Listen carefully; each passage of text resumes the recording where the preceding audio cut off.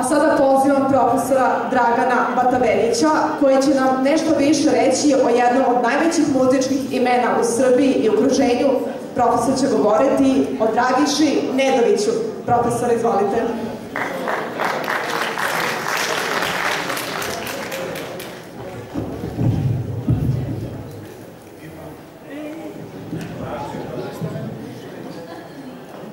Dobro večer, dragi prijatelji. Evo, ja želim da vas pozdravim na ovoj prvoj manifestaciji.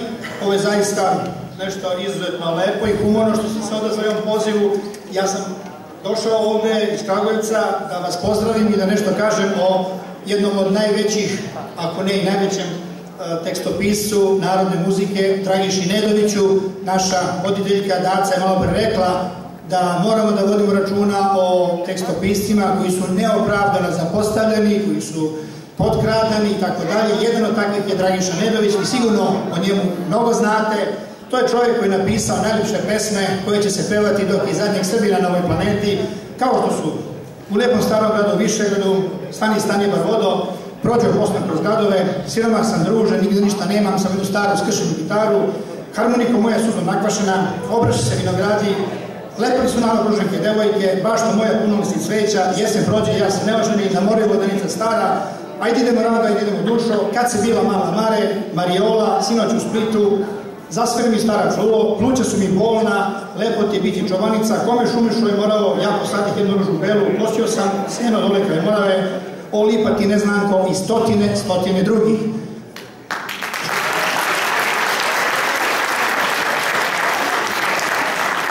Ja ne bih želeo da vam mnogo oduzimam vremena, bolje je da vi čujete posle našeg legendarnog Boru Drljaču koji će otpevati dve prelepe pesme od Dragiše Nedovića, otpevaće U lepom starom gradu Višegradu i Prođe Bosna kroz gradove, a evo ja sam Dragiši posvetio dve knjige, ovo je druga knjiga, Tako je živeo i stvarao Dragiša Nedović, koja se već promoviše širom Srbije i širom Evrope, imamo nekoliko zakazanih promocija u Austriji, Nemačkoj i tako dalje.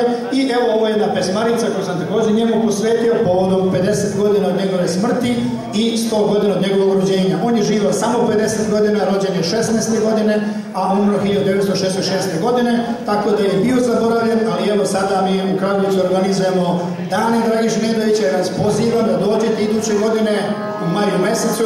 Biće 2 dana festival, jedan dan će biti revijalni, a drugi će biti takmičarski. Ja vas pozivam, dođite da budete naši gosti i da se lepo provedemo i da odamo počast ovom čoveku koji je zadužio srpsku kulturnu baštinu.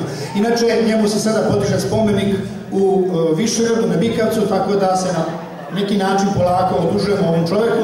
U Kragujevcu je dobio svoju ulicu, na njegovoj rodnoj kući smo stavili spomen ploču, a evo, prošle godine je dobio i status zaslužnog građanina grada Kragujevca. Evo, ja bih toliko, a da čujemo sada Boru Drljaču.